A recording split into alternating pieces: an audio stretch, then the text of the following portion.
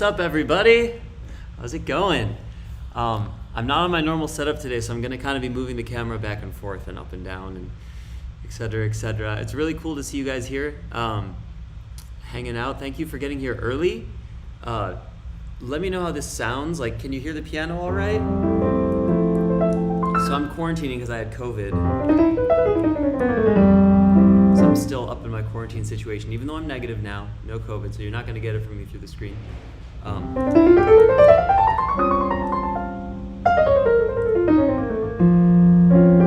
we got some good, hey, what's up, Ian? We got Hank, we have Quan, we have Ian. Now, this is a masterclass, so for the next hour, we're going to be hanging out. I'm going to be taking your questions. I'm going to be looking at some questions that were posted on the Jazz Piano Education Group, which Ian so kindly messaged to me. There was a question about just friends, I think. Oh no, this one's not about just friends. This is about Mark Levine's technique. I'll get into all this stuff. Awesome. Thanks, Martin. Glad the sound is good. Now, tell me about this just to make sure. Hey, what's up? Mikal Russ Piano Corner.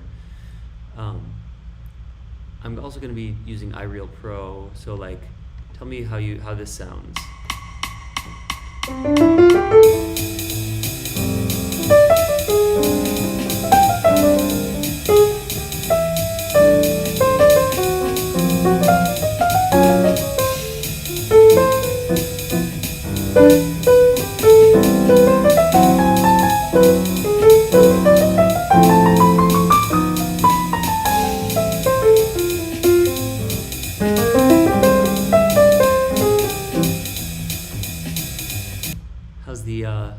How's the audio for can you hear, like, I know I'm on my laptop speaker, so you might not be able to hear the bass, but at least you can hear the drums and the sort of harmonic landscape in general.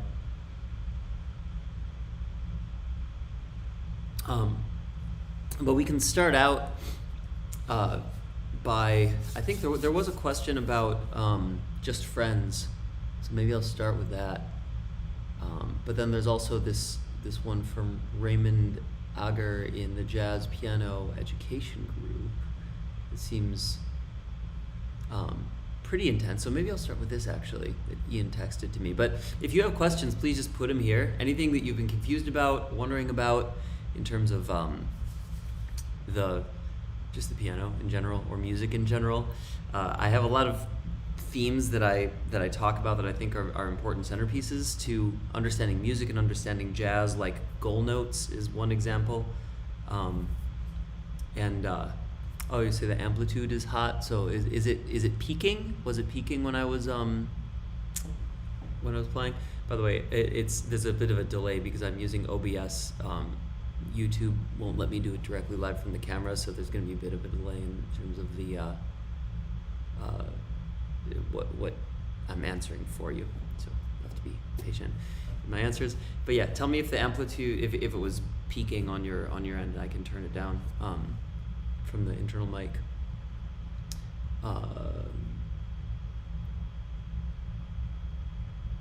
Okay, the ride was very present. Yeah, not much I can do about that. But if it's as long if the level is crazy, if the level's peaking, like distorting, let me know that. I can turn the internal mic down. Cool. So anything you guys want to know about to start out,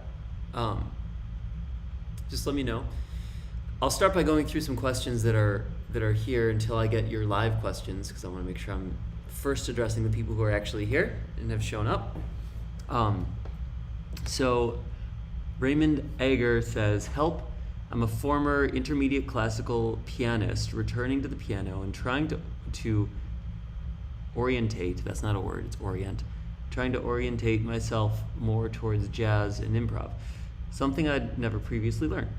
Slowly working on my way through Mark Levine's book, but I realize it's a different approach and I'm somewhat out of my depth. He says, to illustrate, please be indulgent. A few questions showing how I don't really understand or follow page 19. well, I don't have the book, so we'll see if I'll be able to do this without the book. But he says the two chords are G7 and C major 7, which are 5-1. Okay, that's just, there's a lot I could talk about in terms of just that specifically. But so then he says, first problem, confusion. G to C would be a 5-1 in the key of C, but we're in the key of G. Okay, well, to talk about that specifically, actually first, you can have a 5-1 anywhere. A 2-5-1 is actually two 5-1s stacked on top of each other. So if you're in C, a 2-5-1 is D minor to G7 to C, right? But that's actually two actual 5-1 progressions where you first have the 5-1 to G, which is implied, and it's not exactly what a 5-1 would be if it were in the 1. What a 5-1 would be in G would be D to G. And if you were to put the dominant 7 on there, the tritone resolution would be the C and the F sharp leading to the E and the G. But then to go now to C, you have the 5-1 from G to C, which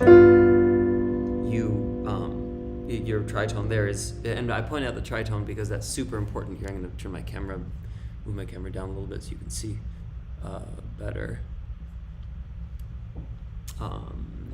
Yeah, there you go. So then you have your tritone here, which is the centerpiece of the whole situation. These are the notes that go.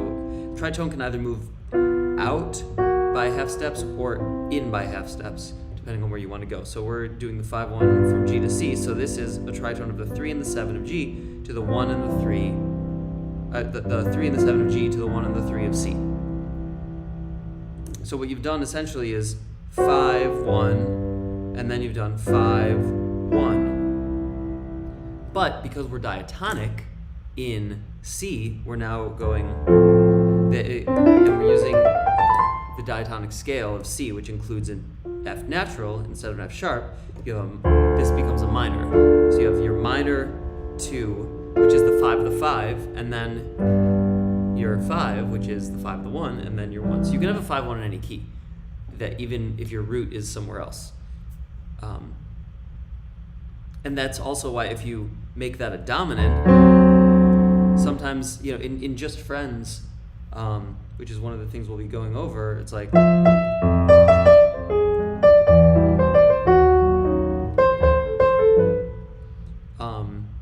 and then the end, I think there's a dominant 7 there. And the reason is it's a lift and a stronger pull to the 5, because you're actually tonicizing the 5. You're treating the 5 as the 1 in that case, because you have a dominant 2, which has the tritone of the 3 of the 2 and the 7 of the 2, which is F sharp and C, that goes to the 1 and the 3 of the 5. But then at the 5, the fun part here is that's already a dominant 7, and that goes to the 3 and the 1 of the 1. So, and if you take it back even more to the 6, you can do 6, which is even further from the tonic. Now this is, if you look at the circle of fifths, this is all one step away on the circle of fifths on the sharp side, because you're tonicizing something more in that direction. So you have your 6 with the dominant 7 and the 3 of the 6, your 2 with the dominant the 3 and the dominant 7 of the 2, your 5, your dominant 7 and the 3 of the 5, and then your 1. Who's calling me right now? I don't know who that is. I don't need to get it. And you could even go as far as like do the 3, 3, 6, 2, 5, 1, and it's all 5 1s. 3, 6, 2, 5, 1, and you could even go higher to the 7, 7, 3, 6, 2, 5, 1.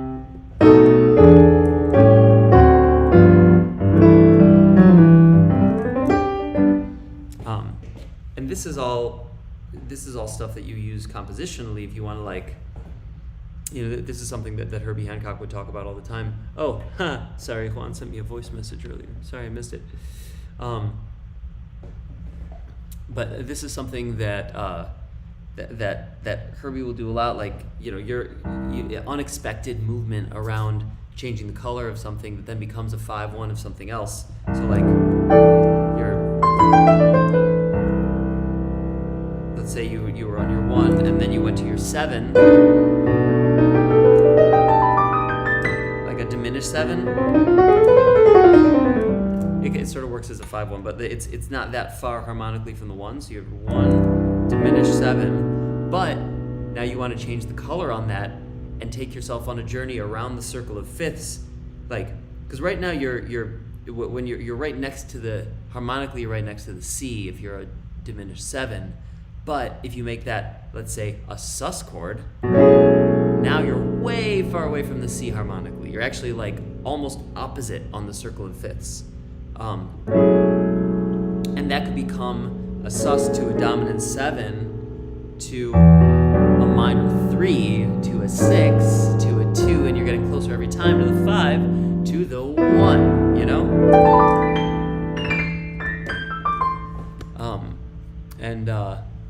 Hey, what's up, Ernesto? Nice. Okay, I'm glad it's not peaking. Let me know questions you have. This is a live masterclass, so you gotta let me know what you're actually interested in hearing about. I'm kind of riffing on from a question that was online, but it's a cool concept to understand. Like, you're on your 1, then you're harmonically really close if you do a diminished 7, but I'm just sort of repeating that you can change that to like a sus. Now it becomes a 5 to the 1 of the 3, and you can go to the minor 3 or you can go to the major 3. And that's like taking you out of your element to now that becomes a 5, and now your 1 is the 3.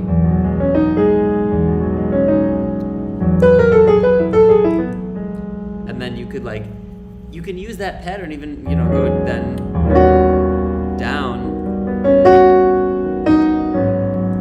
Now you're on your flat minor flat 6, which then you can go to your dominant flat 2 and back to the 1. Like, that would be a cool progression.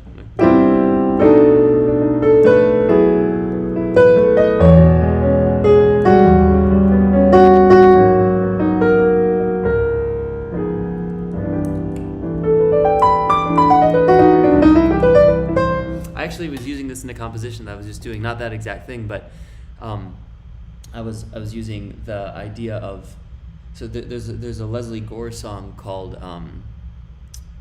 what the hell is it called?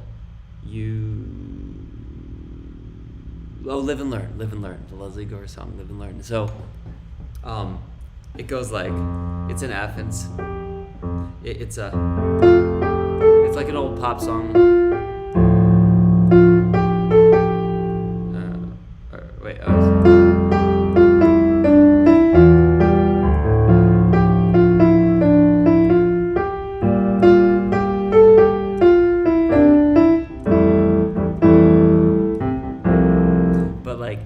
To twist it, I'm changing that last chord so it lands on the major 7, and you can actually make that an E over F when you have a melody note landing on the major 7, and it becomes a sort of F diminished.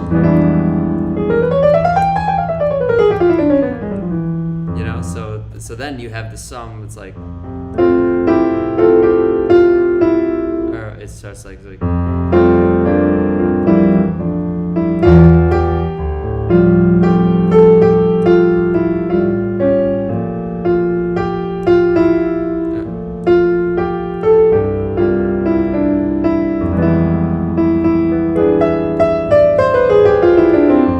then it resolves to the 1 when you start over again.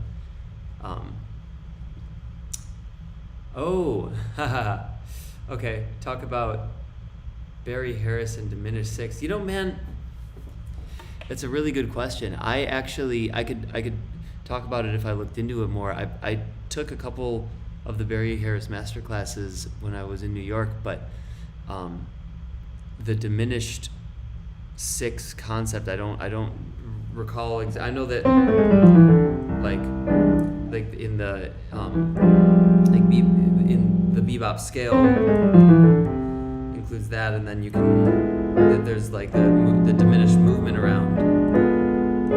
But this actually might be a good chance for other people in this chat if you want to talk about diminished six and like shed some light on it, on specifically like what the concept is referring to out of these different ways of using diminished chords. I'm happy to elaborate on it and give my thoughts on it, but that's probably something that I'll have to like watch in a Barry Harris video and then elaborate on, which I'd be happy to do. In fact, if you want to ask that on my Weebid page at greg.weebid.app, I'll put it in the chat here.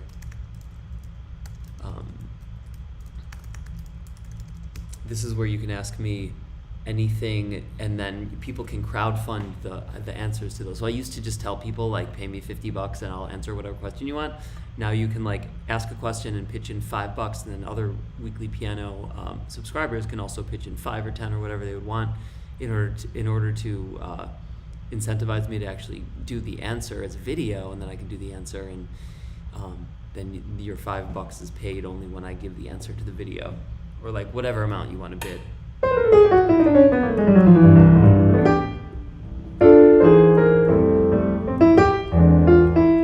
right, so let me continue down this. I'll also go on to Weebid, and I will look at some ideas on there. In fact, I should look at ideas on there now. Let me pull up I'm in OBS, so I'll let me get my phone up on the screen so you guys can actually see my Weebid page. Un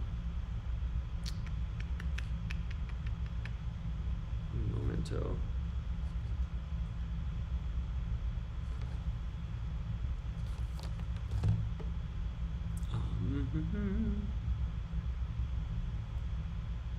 Greg's Mac Pro. Alright.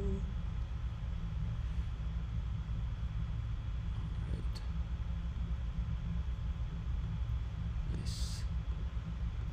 Yeah, so Weebid is a thing where you can ask me any question that you want, and I'm paying attention to it, and I answer a ton of them. I just have to do a little window capture here.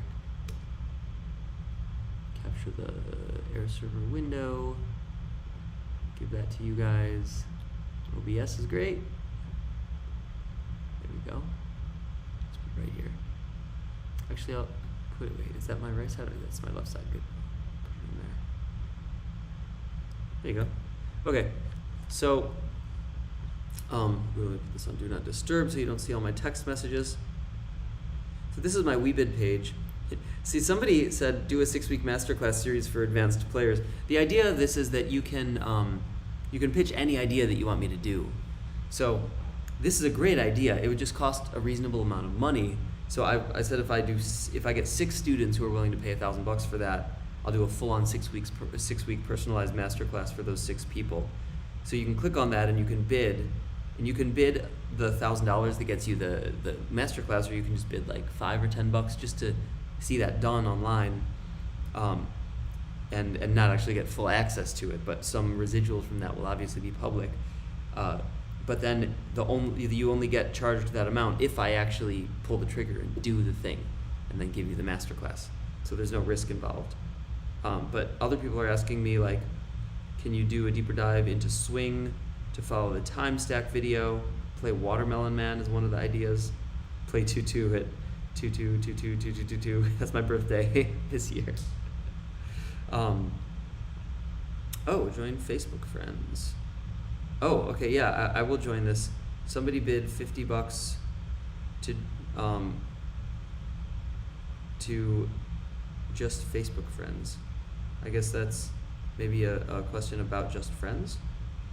But, or maybe you mean join my Facebook friends there, which I'm happy to do. So yeah, you can go to greg.weebid.app and ask me anything on here. And you can bid money on it if you feel to. Okay. Oh, here are some people saying some things. Nice. Oh, thank you for the thoughts on this. So it's referring to the major bebop scale that has the diminished 6, and the voicings for that scale are C6, D diminished. Oh yeah, okay. Harmonizing the 6th diminished scale on thirds, resulting in major 6 and diminished 7 chords. Oh yeah, totally, okay. For example, A flat diminished. So that's this, right?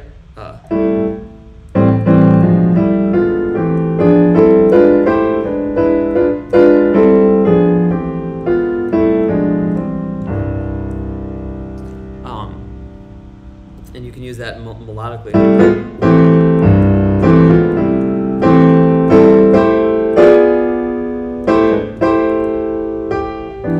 It's just a way to navigate the it's a way to navigate the major scale, where you have essentially a 5 chord in between. Every note that you play is either accompanied by a 1 or a 5, so it's a tension and release pattern. So this is the release. Anywhere that there's on the major pentatonic scale, which is 1, 2, actually that's not true, because on the 2 there's a diminished. So on the consonant notes 1, 3, 5, and 6, there is a major chord like stacked beneath it.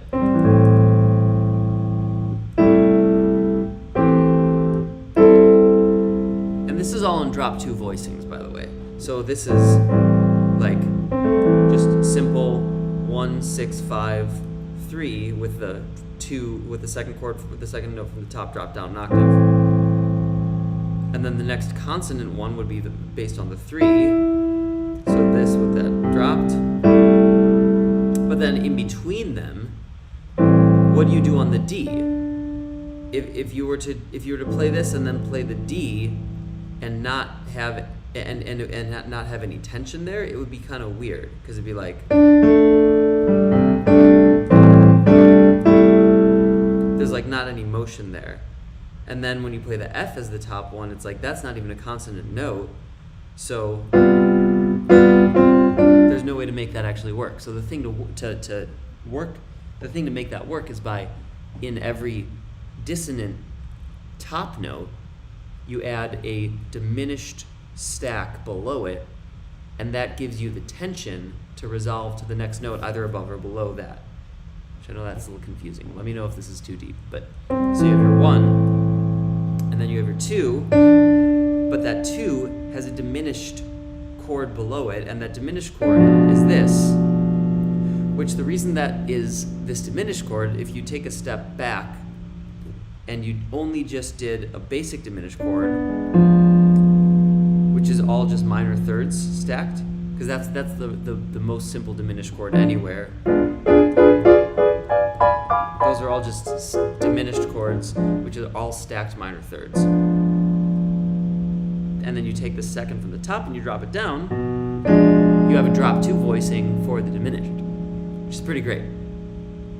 So you have your 1, your 2, your 3, and then your 4, you can stack that diminished chord again. And your 5, you stack it again. R.I.P. Barry Harris, by the way. R.I.P. That guy's amazing. I'm so lucky to have seen him in New York when he was alive.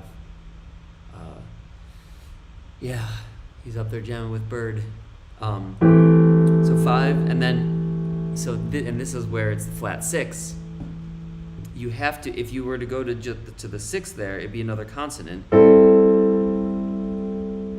because that works perfectly with your drop 2. You have your the second voice from the top down. But to get there, if you want to now have a diminished chord in between, it's based on the 5. So the 5 is at the top, and then now the flat 6 is at the top, and it's the bebop scale.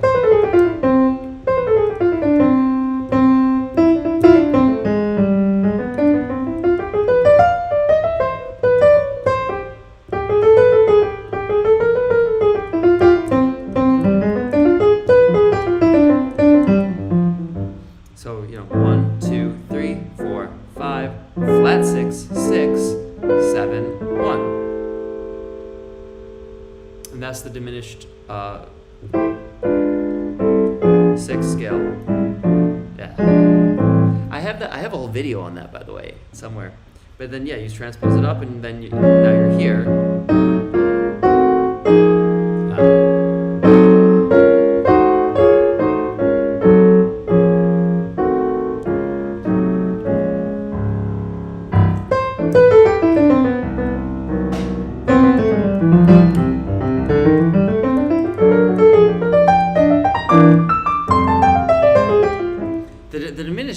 The flat six, it's such an important note in all of jazz piano, in the whole jazz piano world. There are many reasons for that, but one reason is, well, okay, actually, there's only one reason for that. There's one baseline reason for that, and it is because it is the next note, the next most important note after the tritone. So for those of you who know about the tritone resolution, you have your 3 and your 7 of the 5 to your 1 and your 3 of the 1, right? Now, it gets a little complicated because if you were to do, so there are a couple things I have to stack up here. One is that the minor scale is actually a major scale upside down. So whenever you play minor, you're actually doing all the major harmonies, but you're doing it exactly flipped on its head. Whereas it's like the major scale is like, so you're 1 and then whole half. So whole half, whole half. Right? In terms of steps. The minor scale is if you're 1 and then whole half, whole half. It's the same, but then that's not the C minor scale. That's the F minor scale.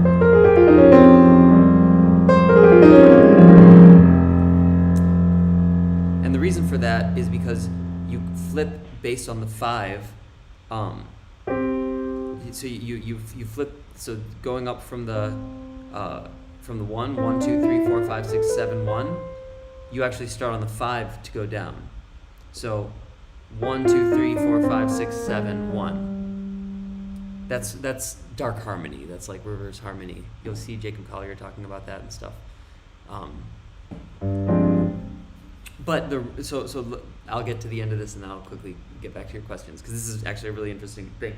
When you do that, the tritone of the 5, which is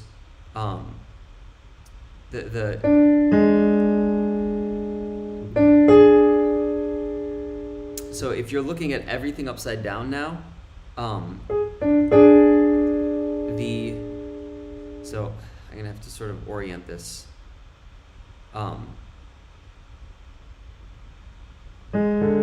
So imagine that the keyboard is now starting with G and it's your major scale but going downwards.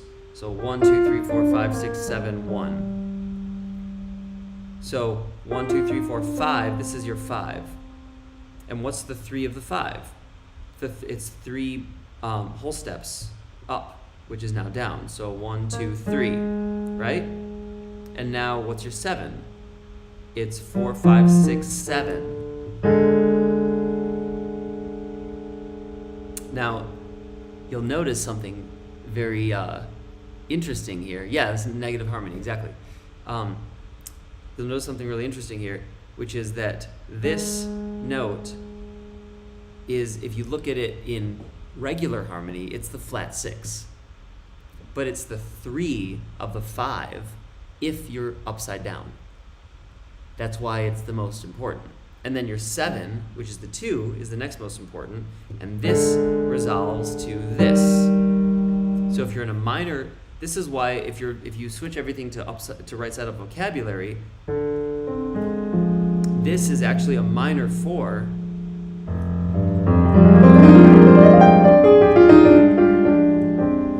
And your 2 most important notes are the minor 3 of the minor 4 and the 6, the major 6 of the minor 4. The reason is because if you're looking at it from dark harmony perspective, this is actually the 3 and the 7 of the 5. If you're looking at it based on this being your 1 and you're going down to the 5, to the 3, to the 7, and then you're resolving it to the 1 and 3 of the 1 if you were upside down.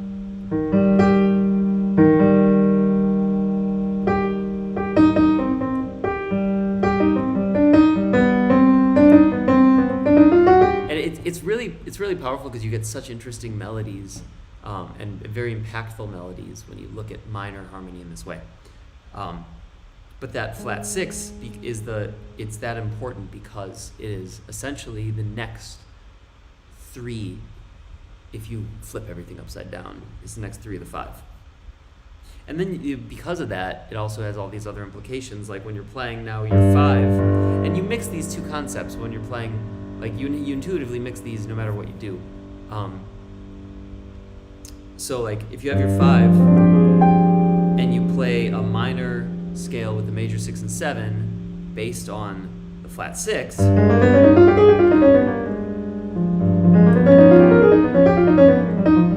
I would always used to, when I was in college, there was a trumpet player that would always, he had this way of holding out tension on a 5, and I couldn't figure out how the hell he did it. And it was because he was making beautiful melodies using this superimposed scale, which is the flat 6 with the minor 3 and the major 6 and 7.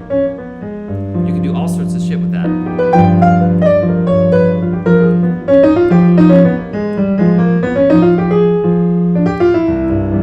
And then you can get back to the 1.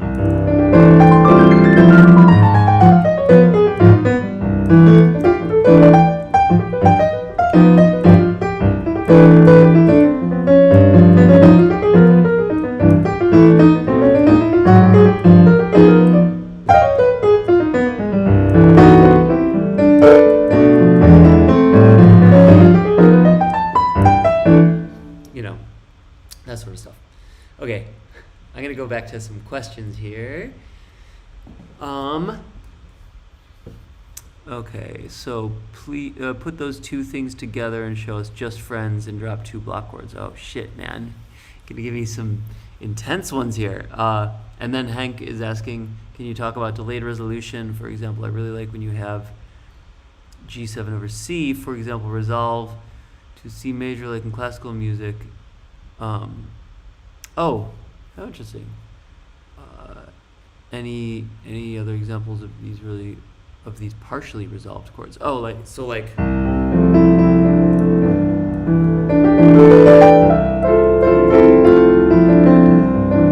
Yeah, you're talking about superimposition, and this really has to do with color. So I could do like. So there's tension here, but there's also resolution, so you have a sort of dichotomy. And there's also all sorts of music that does that. But I agree, you hear it more in classical. You can also do like minor 4 with the major 6.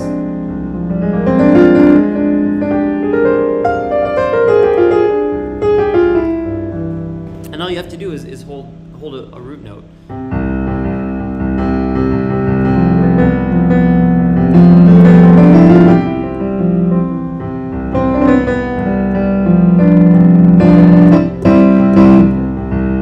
So that was the one you were talking about, but now the one I was talking about.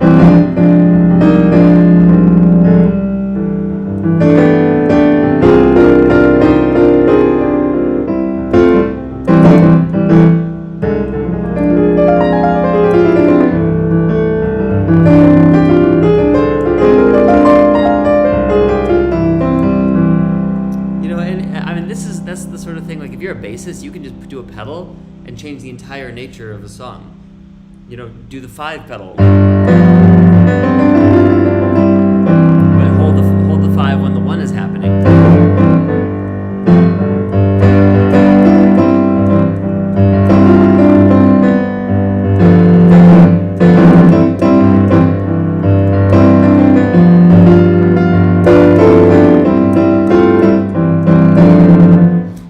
By the way, any of these ideas, if you put them on my Weebid page, I'm going to be looking to see what's coming up on my Weebid page on greg.weebid.app, which which is greg.weebit.app. You can go on any phone or computer or device and just go to that web address. That's the private beta of Weebit, and you can submit ideas to me there. And any idea that gets $50 of bids, which you only pay if I actually do the video, a bid is like a promise to pay if I actually do the video, then anything gets up to $50 I'll do a video, an actual like thought out video, not just do it live. So if you have ideas of videos that you really want from me, go to greg.weebit.app and let me know there. But I'm also going to make it so that I get notified right now if anybody submits a Weebit idea, and I'll highlight you and the fact that you have submitted that and bid on it on my live stream right now.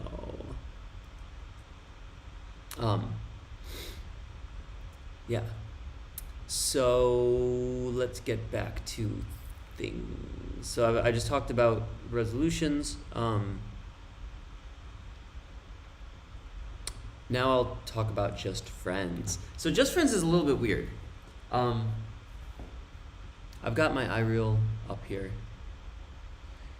Like, for doing, how many of you guys know the song Just Friends? Does anybody any of the 10 people watching this right now, do you actually know that song? Because I can talk more about the song itself.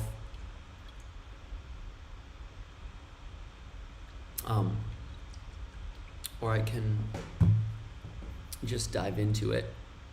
But the song is.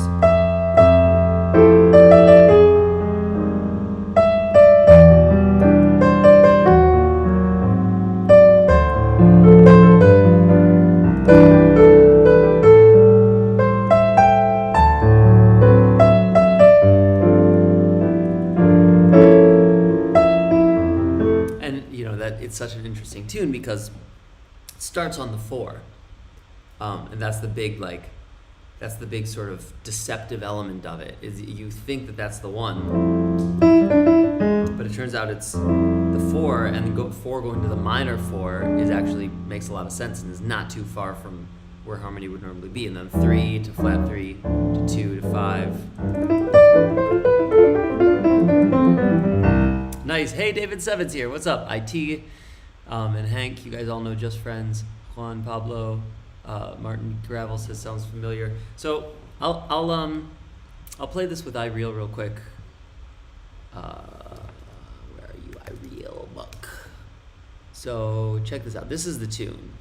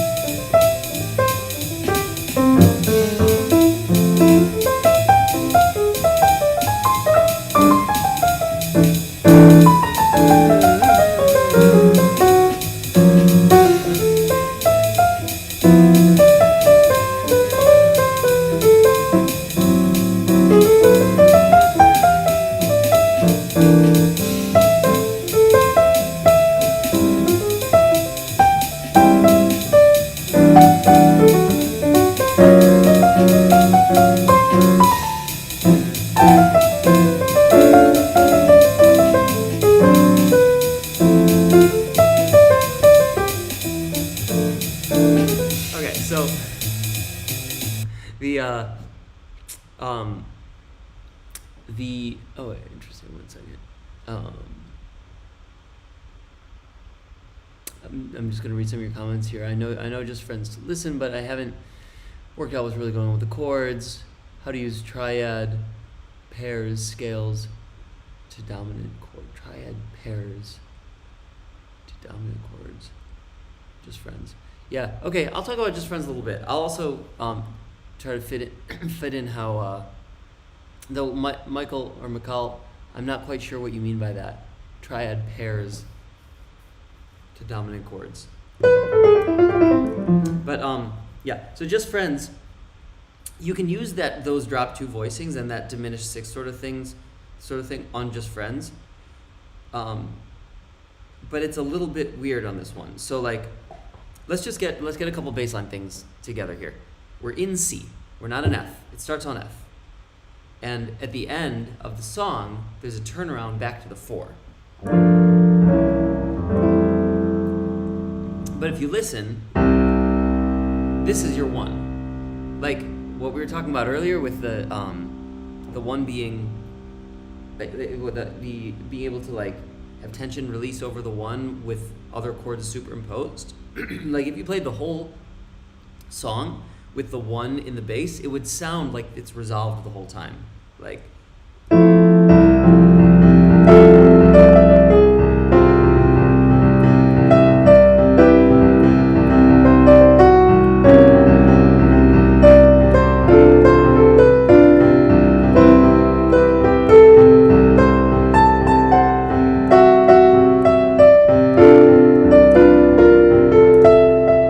obviously the 1.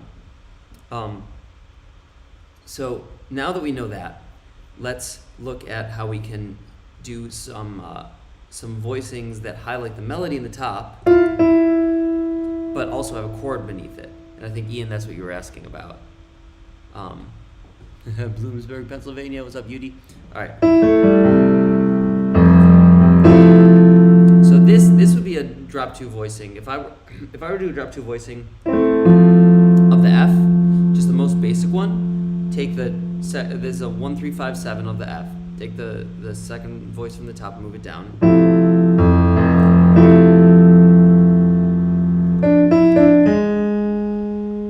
And then so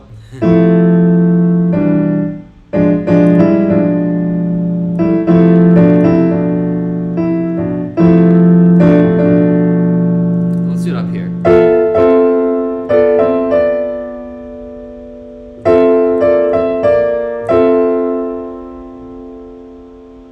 See, the thing about this is it doesn't work with the diminished 6 thing because it starts on the major 7.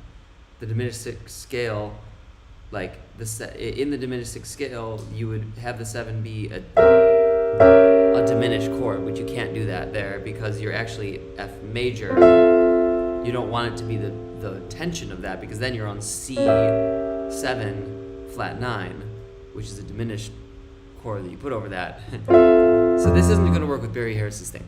I haven't seen his version of this. I'll probably go and watch it after this. But what he probably does is like, if he's doing a chord, it's going to be this. And if you're going to move that chord around, you can pick the notes that are either a 6th or a 3rd and move those in parallel over the diatonic scale. So you go, right? If you wanted to emphasize that you're tonicizing the F, because this is the dominant 7 of the 1, but it is the regular 4 of the F if you've tonicized the F already. So, or you could go. That's probably what I would do because it's a little less obtrusive, even though you've gone.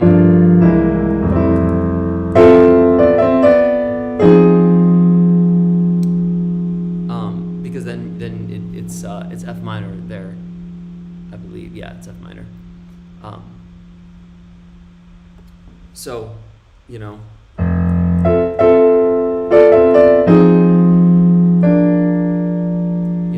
To B flat. Internal movement of thirds is always beautiful. So now you're a B flat, right? You have the 5, 1, 3, and 7 of B flat. And then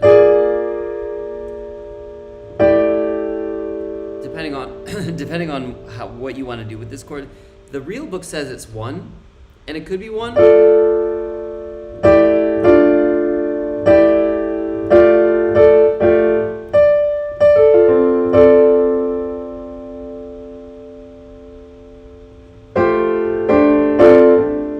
If you wanted to just do the major 6, like you could have your 6, 3. It's just your regular drop 2 voicing, the major 6 with the 2 down the octave, the second voice in the top down the octave, and then and remember when you're doing the diminished 6 scale, if you were to play the diminished 6, it would be the 7, but then back to the 5 as the top.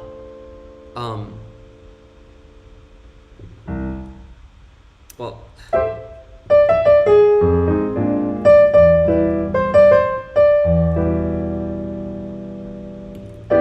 I might have got myself confused there. I'm sorry. Because I was talking about the C. So the thing that is an interesting point of confusion there is you could either be talking about the E minor as your 3 or your 1 as the C, like you've already resolved at that point. So that's straightforward. Could be the 1, or it could be. I really like that one better, because then you also have a cool walking down chromatically.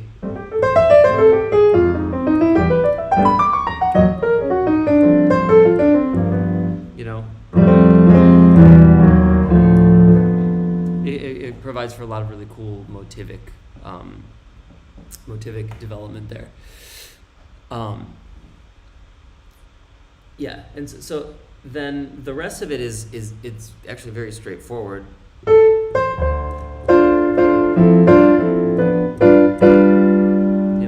Your minor 2 to your 5.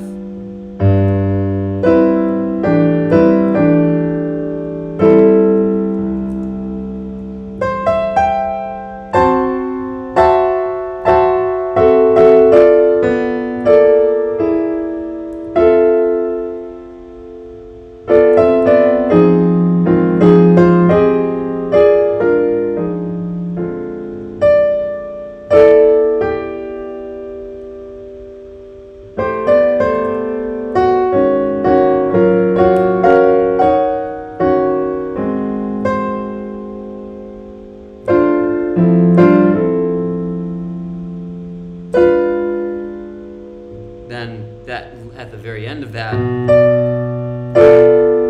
this is the B diminished to the E7 to the A minor. That's the 2-5-1 to the A minor. And that there you can use that diminished 6 thing. That's the same. So the other cool thing about the diminished 6 is that it works the same in the relative minor as it does in the majors. So this is 1, 5, 7, and 3 of the 3. I'm sorry, of the 6 of the minor 6, but it works the exact same as the as the 1, which is the C, and the only difference is that the A flat now becomes the major 7 of that minor 1. And so it's even more powerful. So when you're going from that B to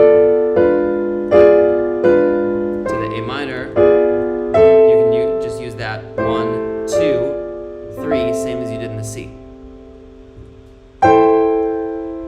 And then your dominant 2 to your minor 2 to your 5 to your 1.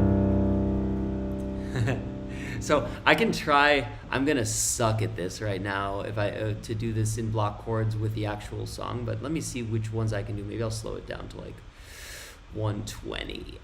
Man, we're gonna show some weakness here. All right, ready? Or I'll just do it to 100. Ready?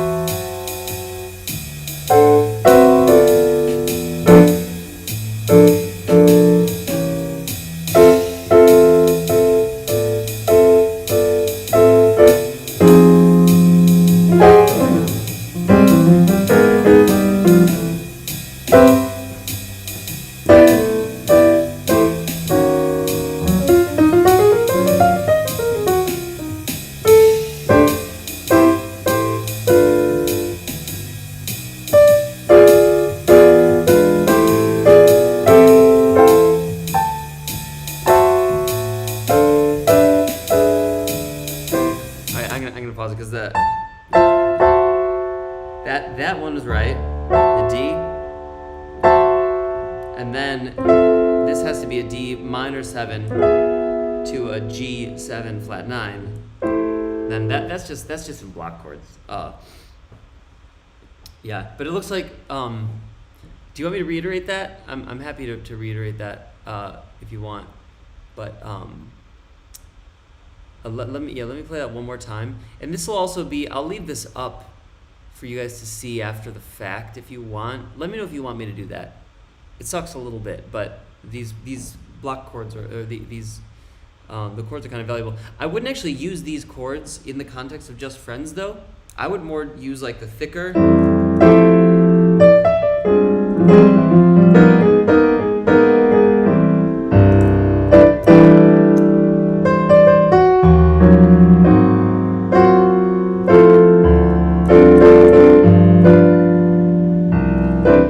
For that type of chord I'm sometimes still doing that diminished thing, but I'm using all the notes in between.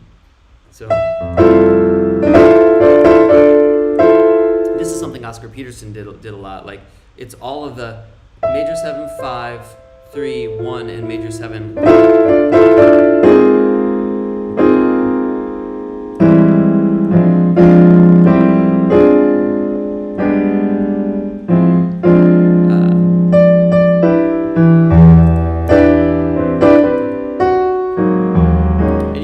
Fudge it a little bit more there. You can do like a lot of the different.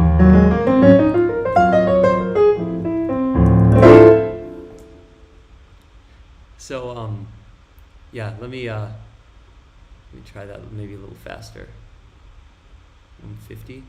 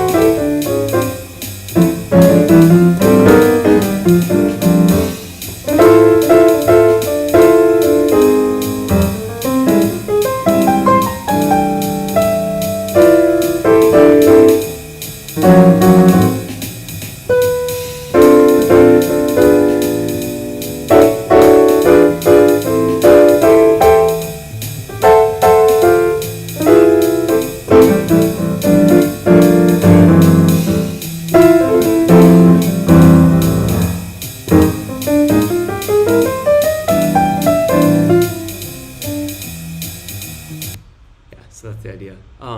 That's what I would do over that.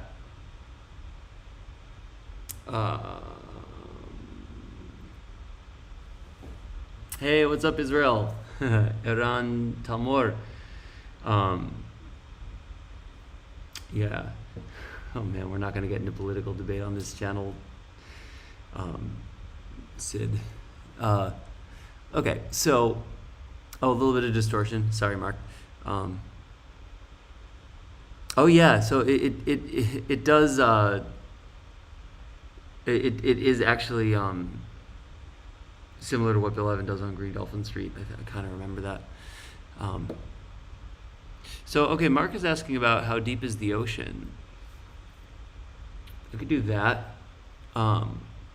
David Sevitt asks, what are your suggestions for ear training, specifically hearing chord progressions better?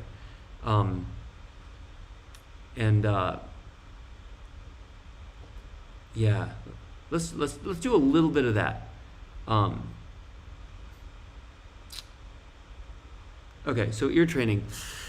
The best thing you can do for ear training is transcribing. I still do this regularly. I'll just pick some solo that I want to transcribe and do it. I remember when I was at a Michael Brecker masterclass a long time ago. It was in my hometown of Highland Park.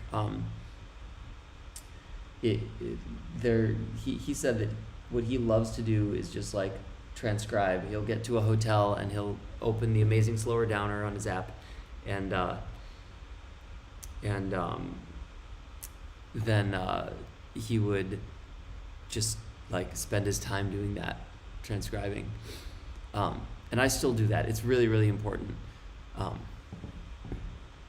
So that'll help you in all aspects of your hearing, because don't transcribe, don't just learn solos from written things. Like, you want to actually go through the process of listening to it and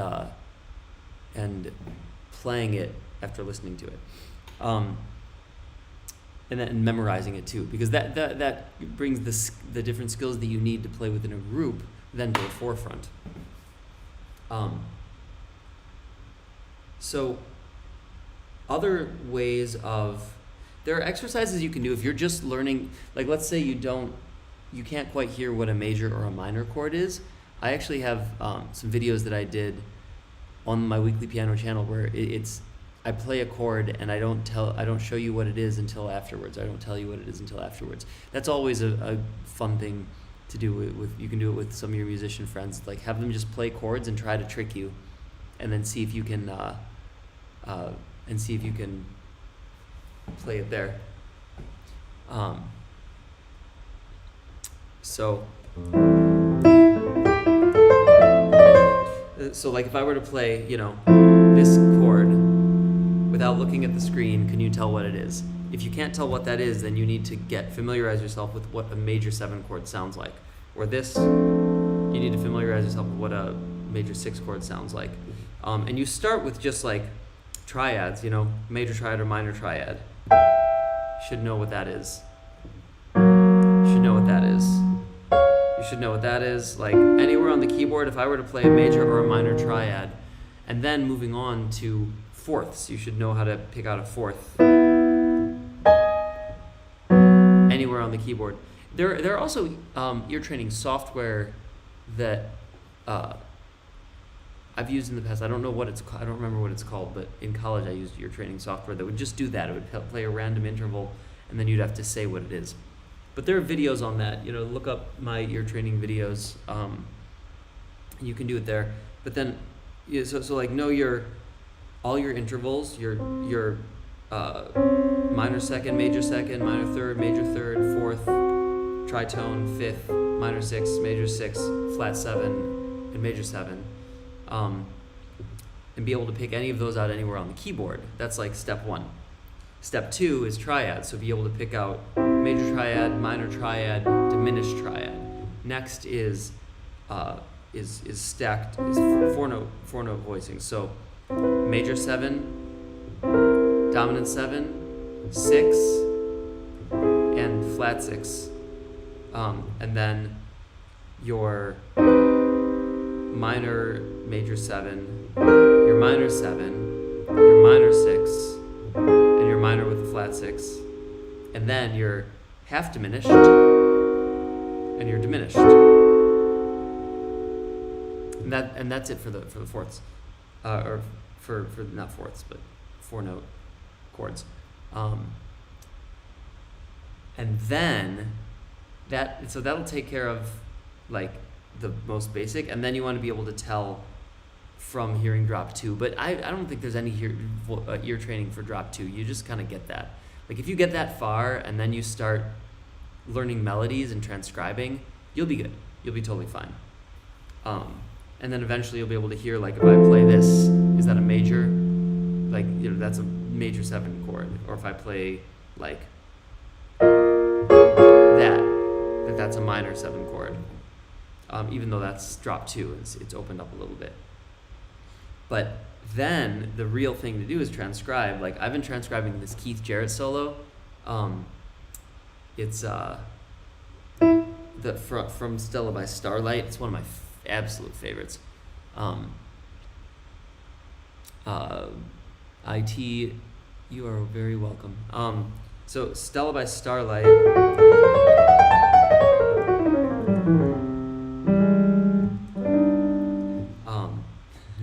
Sid says there's no flat 6. Come on. I say there's whatever you want there to be. There actually is. That's flat 6.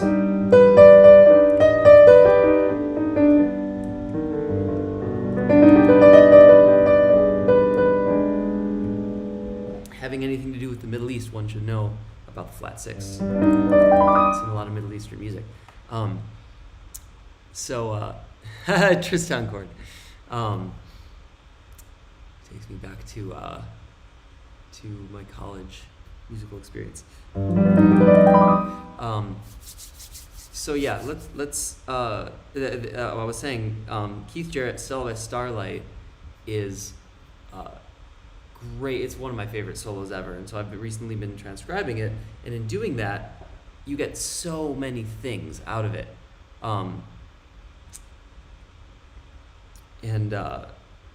So like, let's see. I remember it from where you start at the very end of the.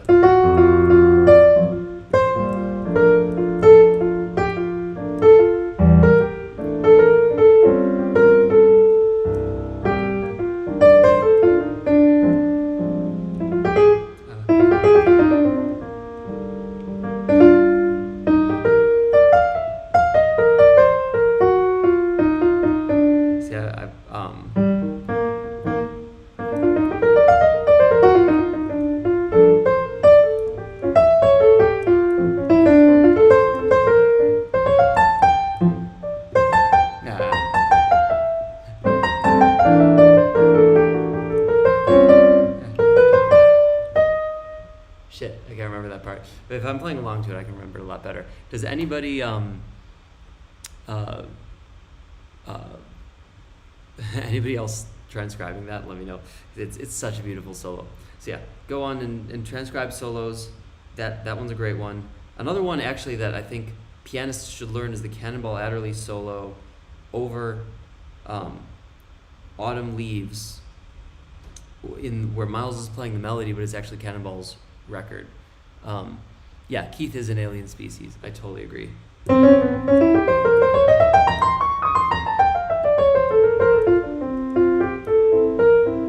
So yeah, and actually I want to point out something that Sid said here, which is a really interesting and valid aspect of music in general. It points to this, so Sid says that's just an augmented major 7 inverted, like that would be an augmented major 7, being that it's actually, if this is C, then that's actually an A flat,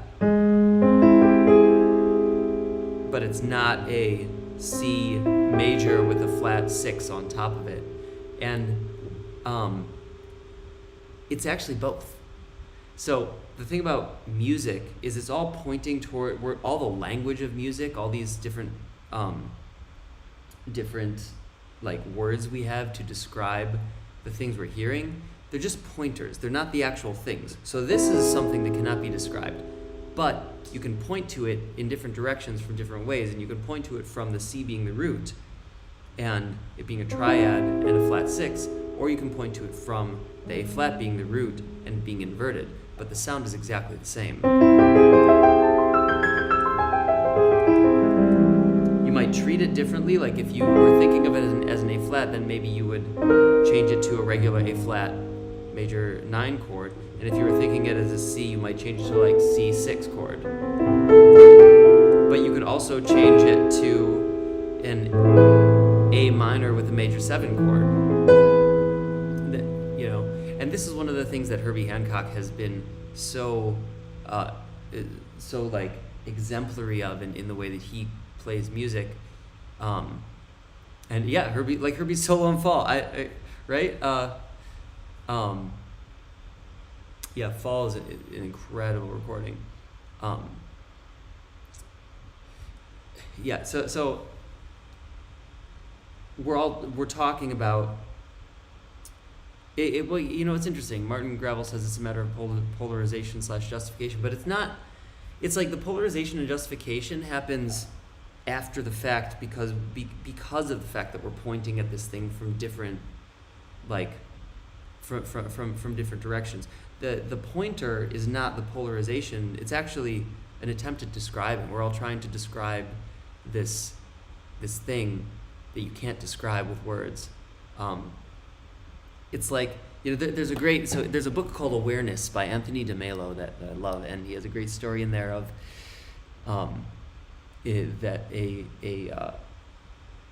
there was a group of people and they were all blind, and they were trying to describe what an elephant was, and they were all so they went and they touched the elephant, and one of them touched the elephant's tusk and said, "The elephant is this like smooth and like dangerous pointed whatever." And the other touches the like leather skin and says, "No, the elephant is this type of material that is like leathery and blah blah blah." And they all touched different parts of the elephant and described these different things, and then they started arguing with each other. The elephant is this and this and this, and then they went to war with each other because they were arguing over what the elephant was.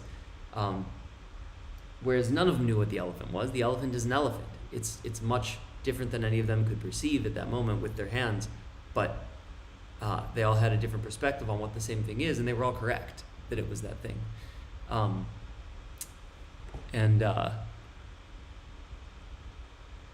So, yeah, that's all to say that we all have very limited perspective. You could say that about what you call that area. Sorry to take it back there, but because like there was a little Israel-Palestine thing, and it's all the same thing. It's just what you call it. And then people want to control things. Everybody wants to be a part of a group that can control something. So that's all I'll say about that. So let's see what other questions do we have here. We're actually a bit over time, so I'll probably end this pretty soon.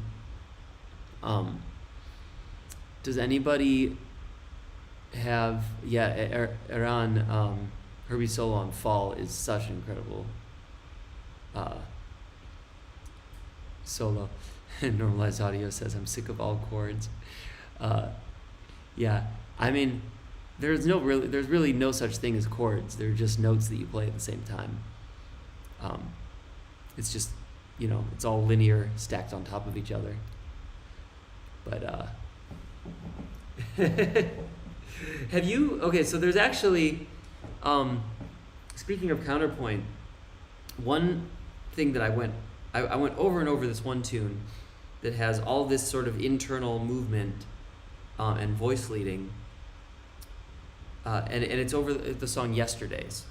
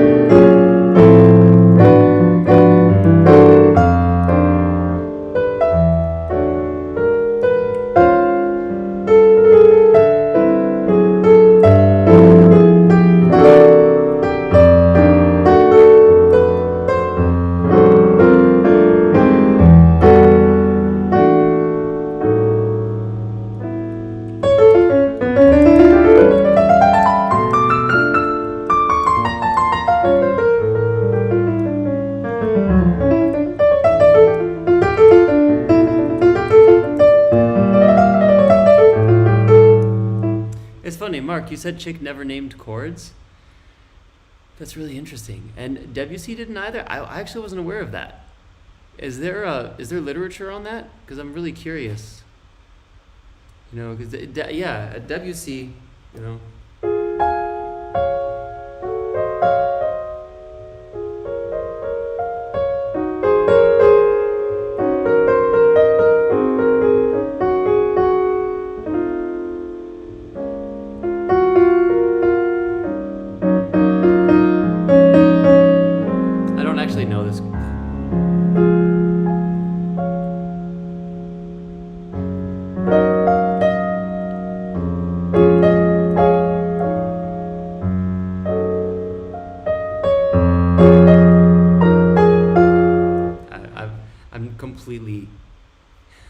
going by ear on that one.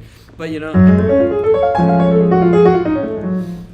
the thing is, Herbie would, like, I've sat with Herbie and had him like show me chords and stuff before, and he was telling would always tell me that he would leave the left hand open. He would only do 3-note voicing so that he could play different chords over whatever chord is going on. And it's really about how it sounds. It's about the color. And there's resolutions and stuff, and you want to be cognizant of where you're going and going back to your home base. But like, playing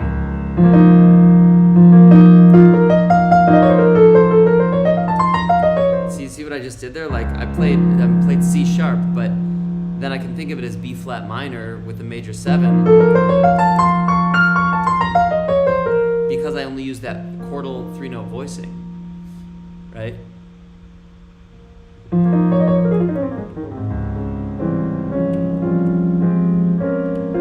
Yeah, I know that. Oh man, Chick would totally tear his songs apart, and when he would play Spain, like how he would mess with the stuff. But that's because you can change the quality of any chord. Like if you're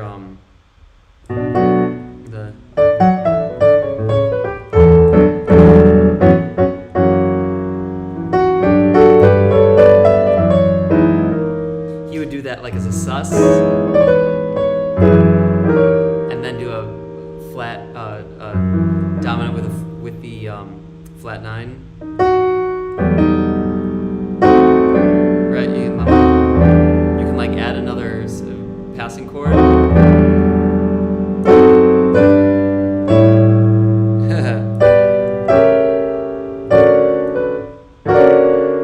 can like make that use a B with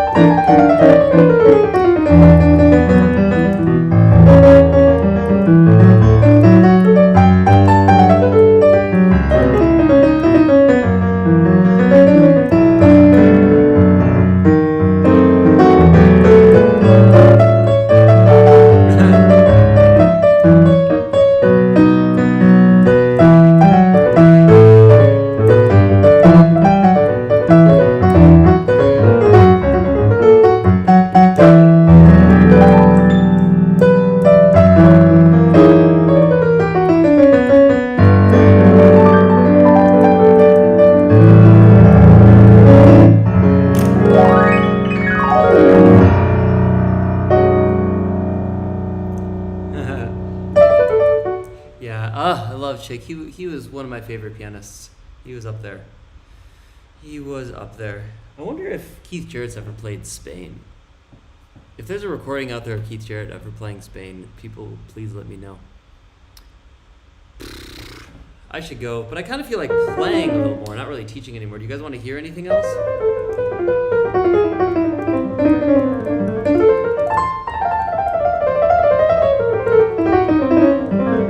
That's just Diminished it.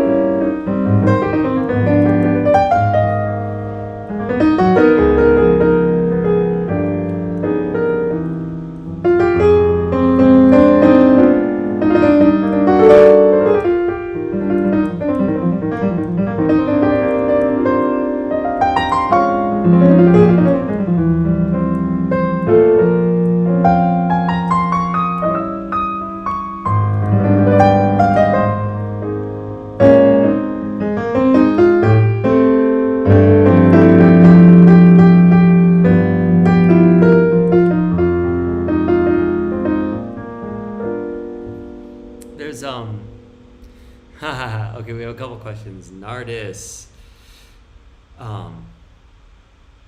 Man, is that so? What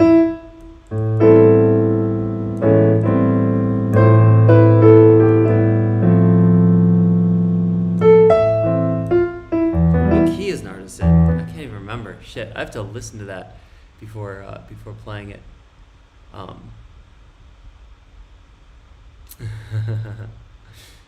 Oh, Aaron says, how do you do All of Me without sounding tacky? Oh, wow. Well, ooh, Somewhere Over the Rainbow. Man, these are some great requests, actually.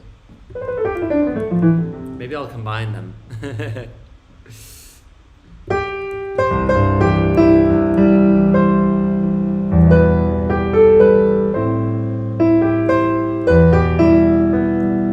I'm not going to do that. All of Me is an old song. You can, so if you want to play any of those old songs without sounding tacky, just open it up and give it like a Jack DeJohnette, Gary Peacock vibe, like the Jarrett Trio, and you can play that really like, you know.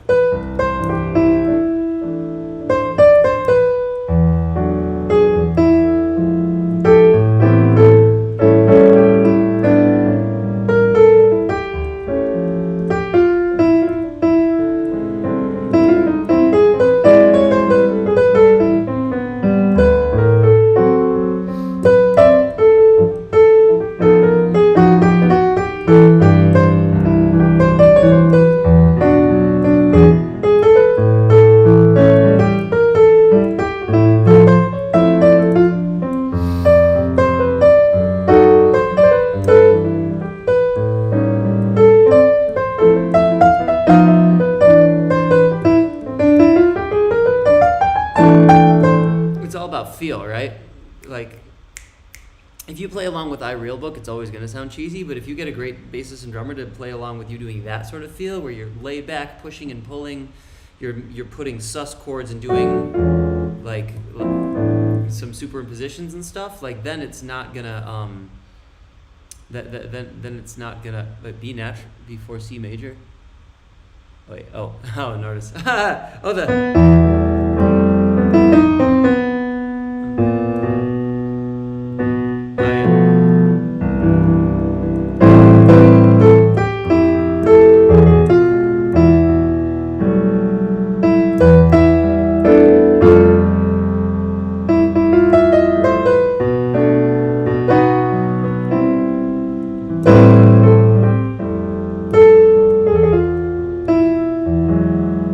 Is it minor or major at the very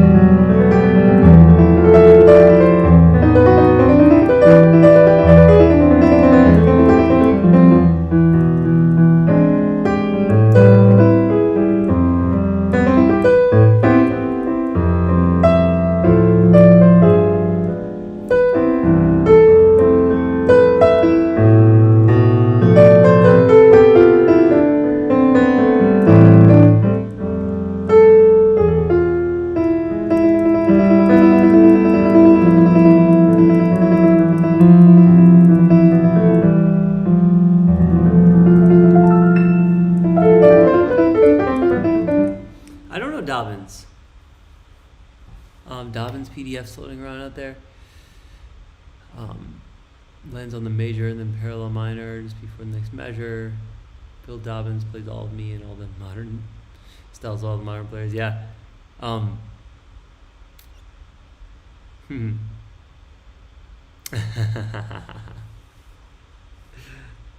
Miles Davis Chromaticism, man. You got to go to a trumpet player for that.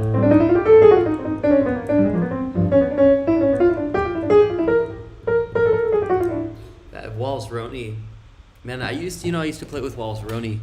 He died like almost 2 years ago now, at the beginning of COVID. So sad.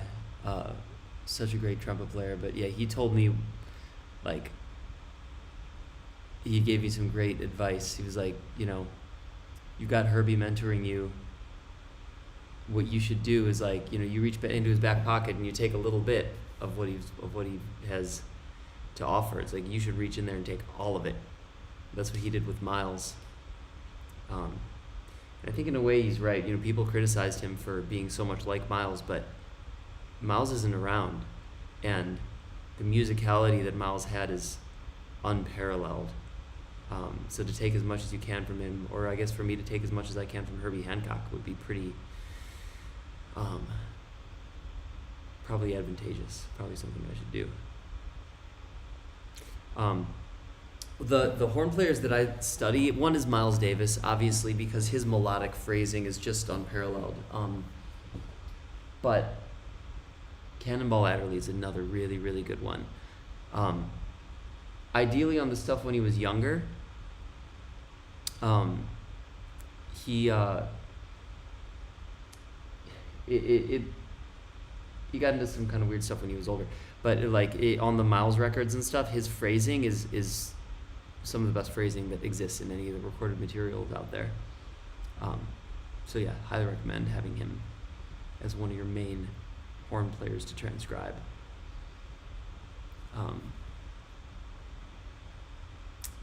Yeah.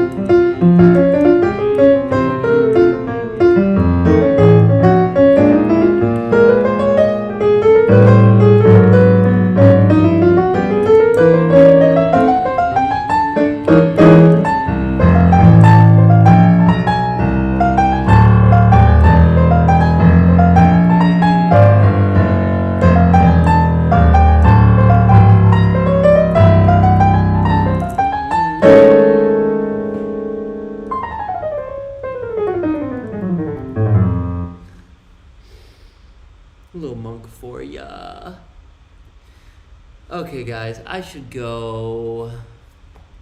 Oh, you can't see the left hand? Sorry. Oh, because I've got my Weebid thing up there. Go to my Weebid page, everybody. Weebid.app. Yeah, I guess you still can't see that. Ah, where to go? Wait, just in the corner so I can get it back. One day.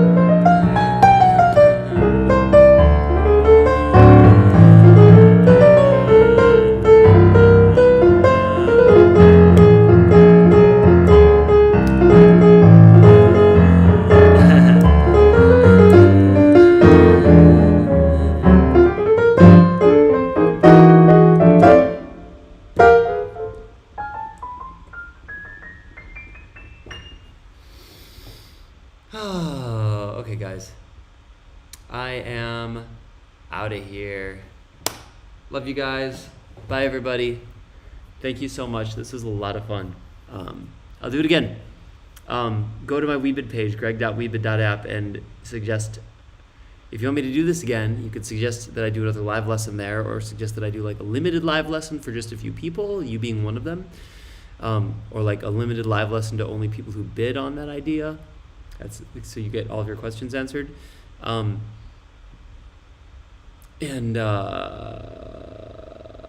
Yeah, you know what? I do some personalized piano lessons. I prefer if you ask the questions on my Weebid page, because that's something that I'm trying to get going. But I do some lessons. So if you message me, if you email me, just greg@gregspiro.com. I'll just keep like greg@gregspiro.com. But go to http://greg.weebid.app. If you go to my Weebid page, that's where you can, yeah, thanks, Martin. And ask me some questions there. I really want to see how that works out. And you can ask also, oh, another thing I should tell you, Herbie Hancock is on Weebid. So you can also ask Herbie questions. You'd have to pay a lot more to get them answered, but he's on there and he'll answer them. You just, the way it works is you go in there and you type a question. You can pitch any sort of idea to him. It could be a question, or it could be like an idea for him to do some sort of song performance or a record or a show in a certain city or whatever you want him to do. But I'm using it right now for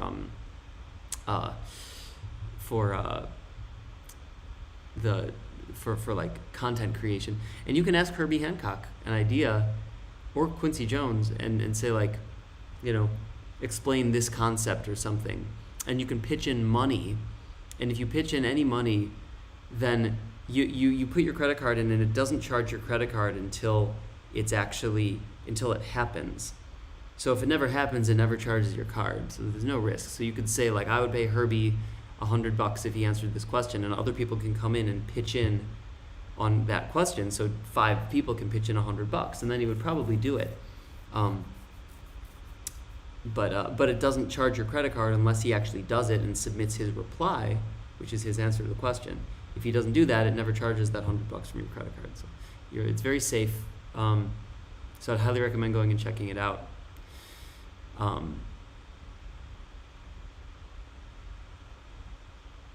Yeah. So that's what's up. Thanks, guys. This has been a lot of fun.